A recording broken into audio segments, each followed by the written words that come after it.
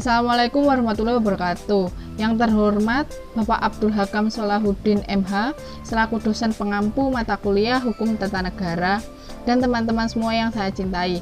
Perkenalkan, nama saya Siti Dwi Nur Cahyanti selaku moderator dari kelompok 5. Di sini kami akan mempresentasikan hasil diskusi dari kelompok kami yang berjudul Kedudukan dan Fungsi Lembaga Negara. Silakan bagi pemateri untuk menjelaskan materi-materinya. Perkenalkan, nama saya Umiara Kusmantias. Di sini saya akan menjelaskan tentang pengertian lembaga negara. Dalam Kamus Besar Bahasa Indonesia, kata lembaga dapat diartikan sebagai asal mula atau bakal yang akan menjadi sesuatu, bentuk asli, rupa maupun wujud, acuan, ikatan, badan atau organisasi yang bertujuan melakukan penyelidikan keilmuan atau melakukan suatu usaha dan pola perilaku yang mapan yang terdiri atas interaksi sosial yang berstruktur. Sedangkan menurut Kamus Hukum Vokma Andrea yang diterjemahkan Saleh Adiwinata dan kawan-kawan, kata organ diartikan sebagai berikut. Organ adalah perlengkapan. Alat perlengkapan adalah orang atau majelis yang terdiri dari orang-orang yang berdasarkan undang-undang atau anggaran dasar wewenang mengemukakan dan merealisasikan kehendak badan hukum. Perkenalkan, nama saya Siti Dwi Nur Cahyanti. Saya di sini akan sedikit menjelaskan tentang macam-macam lembaga negara, bagian lembaga eksekutif. Kekuasaan eksekutif dipegang oleh presiden dan dibantu oleh para menteri, biasa disebut dengan kabinet. Dalam Undang-Undang Dasar 1945, kedudukan presiden mencakup sebagai kepala negara sekaligus menjadi kepala pemerintah. Kekuasaan presiden sebagai kepala pemerintahan atau eksekutif terbagi sebagai berikut. 1. Kekuasaan eksekutif sesuai dengan pasal 4 ayat 1. Dalam Undang-Undang Dasar 1945, pasal 4 ayat 1 dengan jelas menyatakan bahwa Presiden Republik Indonesia sebagai kepala pemerintahan. 2. Kekuasaan administratif pasal 15. Pada pasal 15 disebutkan bahwa Presiden memberi gelar dan tanda-tanda jasa kehormatan secara administratif. 3. Kekuasaan legislatif pasal 5, pasal 20 ayat 2 dan ayat 4 serta pasal 22 ayat 1. Presiden menjadi pelaksana undang-undang sekaligus juga merancang undang-undang dengan persetujuan DPR. 4. Kekuasaan yudikatif pasal 14. Pada pasal 14 Undang-Undang 1945 disebutkan bahwa Presiden memberi grasi, amnesti, abolisi, dan rehabilitasi. 5. Kekuasaan militer pasal 10, pasal 11, dan pasal 12. Dalam Undang-Undang Dasar 1945 pasal 10 jelas menyatakan bahwa Presiden memegang kekuasaan tertinggi atas angkatan darat, laut, dan udara. 6. Kekuasaan diplomatik pasal 11 dan 13 dijelaskan bahwa menyatakan perang, Presiden memiliki wewenang untuk melakukan perdamaian dan perjanjian dengan negara lain. Perkenalkan, saya Rahmat Agung Kartajaya. Saya akan menjelaskan macam-macam lembaga negara, yaitu lembaga legislatif. Lembaga legislatif terdiri dari DPR, Dewan Perwakilan Rakyat, dan DPD, Dewan Perwakilan Daerah. Selanjutnya, lembaga yudikatif.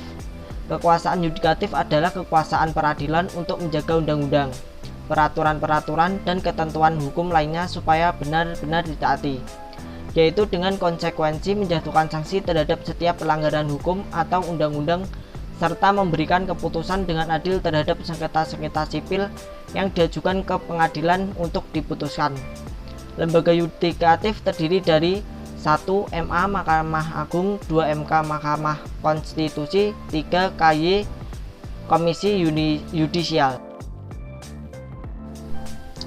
Kedudukan dan fungsi lembaga negara DPR atau Dewan Perwakilan Rakyat.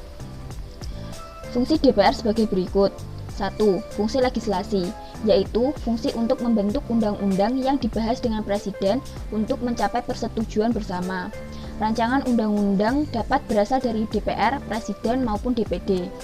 Yang kedua, fungsi anggaran, yaitu fungsi untuk membahas dan memberikan persetujuan atau tidak memberikan persetujuan terhadap rancangan undang-undang tentang APBN yang diajukan oleh Presiden.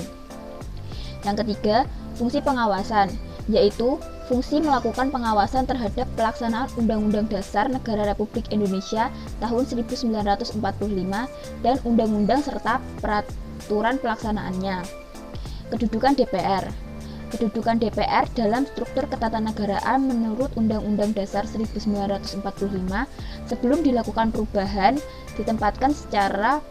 belum ditempatkan secara proporsional sebagai lembaga perwakilan rakyat. Keberadaan DPR lebih merupakan partner kerja Presiden yang dilihat sebagai lembaga pelengkap dalam sistem demokrasi di Indonesia. Kedudukan dan fungsi lembaga negara DPD. Fungsi DPD sebagai berikut. Yang pertama, fungsi legislasi. Dewan Perwakilan Daerah dapat mengajukan rancangan undang-undang yang berkaitan dengan otonomi daerah, hubungan pusat dan daerah, pembentukan pemekaran dan penggabungan daerah, pengelolaan sumber daya alam dan sumber daya ekonomi lainnya, serta perimbangan keuangan pusat dan daerah. Di samping itu, DPD juga ikut membahas rancangan undang-undang tersebut bersama DPR. Pasal 22D ayat 1 dan 2 Undang-Undang Dasar 1945. Yang kedua, fungsi pertimbangan. DPD memberikan pertimbangan kepada Dewan Perwakilan Rakyat atas rancangan undang-undang anggaran pendapatan dan belanja negara dan rancangan undang-undang yang berkaitan dengan pajak, pendidikan, dan agama. Pasal 22D ayat 2 Undang-Undang Dasar 1945. Yang ketiga, fungsi pengawasan.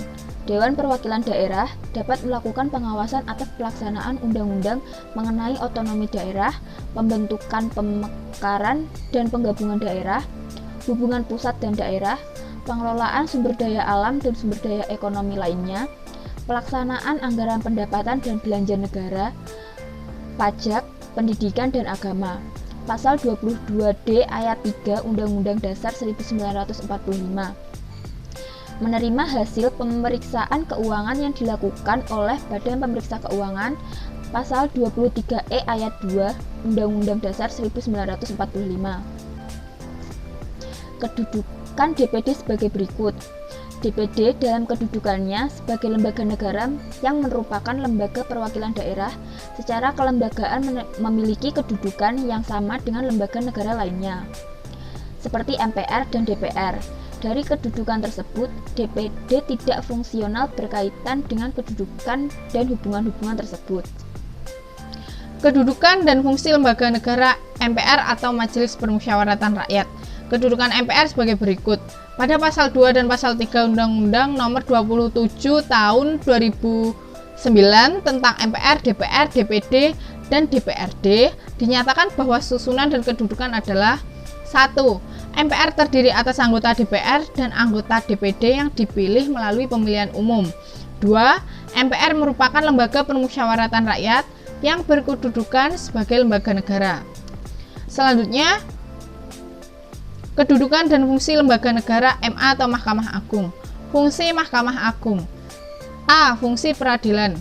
Sistem kasasi di Indonesia menempatkan MA sebagai badan pengadilan tertinggi yang bertugas membina keseragaman dalam penerapan hukum dan menjaga agar semua hukum dan undang-undang di seluruh wilayah negara ditetapkan secara tepat dan adil. B. Fungsi pengawasan. 1. Mahkamah Agung sebagai puncak semua peradilan dan sebagai pengadilan tertinggi. 2. Mahkamah Agung melakukan pengawasan tertinggi terhadap jalannya peradilan diselenggarakan dengan seksama dan sewajarnya. 3. Perbuatan-perbuatan hakim di semua lingkungan peradilan diawasi dengan cermat oleh Mahkamah Agung. 4. Untuk kepentingan negara dan keadilan, Mahkamah Agung memberi peringatan, teguran, dan petunjuk yang dipandang perlu baik dengan surat tersendiri maupun dengan surat edaran. 5. Mahkamah Agung berwenang minta keterangan dari semua pengadilan dalam semua lingkungan peradilan. Mahkamah Agung dalam hal itu dapat memerintahkan disampaikannya berkas-berkas perkara dan surat-surat untuk dipertimbangkan. C. Fungsi legislasi. Pasal 131 Undang-Undang Nomor 1 Tahun 1950 memberikan kesempatan bagi Mahkamah Agung untuk membuat peraturan secara tersendiri bila mana dianggap perlu untuk melengkapi undang-undang yang sudah ada. Kedudukan dan fungsi lembaga negara. MK atau Mahkamah Konstitusi. Fungsi MK atau Mahkamah Konstitusi sebagai berikut. 1. Mahkamah Konstitusi berwenang mengadili pada tingkat pertama dan terakhir. 2. Mahkamah Konstitusi wajib memberikan putusan atas pendapat DPR bahwa presiden dan atau wakil presiden diduga telah melakukan pelanggaran hukum berupa pengkhianatan terhadap negara, korupsi, penyuapan, tindak pidana berat lainnya, atau perbuatan tercela. 3. Mahkamah Konstitusi berwenang memanggil pejabat negara, pejabat pemerintah, atau warga masyarakat untuk memberikan keterangan. Selanjutnya, kedudukan dan fungsi lembaga negara KY atau Komisi Yudisial. Fungsi Komisi Yudisial sebagai berikut. 1. Mengusulkan pengangkatan Hakim Agung dan Hakim di Mahkamah Agung kepada DPR atau mendapatkan persetujuan DPR. 2. Menegakkan kehormatan dan keluhuran martabat serta menjaga perilaku hakim. 3. Menetapkan kode etik atau pedoman perilaku hakim KEPPH bersama-sama dengan Mahkamah Agung. 4. Menjaga dan menegakkan pelaksanaan kode etik atau perilaku hakim atau KEPPH. 5. Melakukan pendaftaran calon Hakim Agung. 6. Melakukan seleksi dan menetapkan calon Hakim Agung. Mengajukan calon Hakim Agung ke Dewan Perwakilan Rakyat atau DPR. Sekian materi yang dapat kami sampaikan. Ada kurang lebihnya kami mohon maaf yang sebesar-besarnya. Wassalamualaikum warahmatullahi wabarakatuh.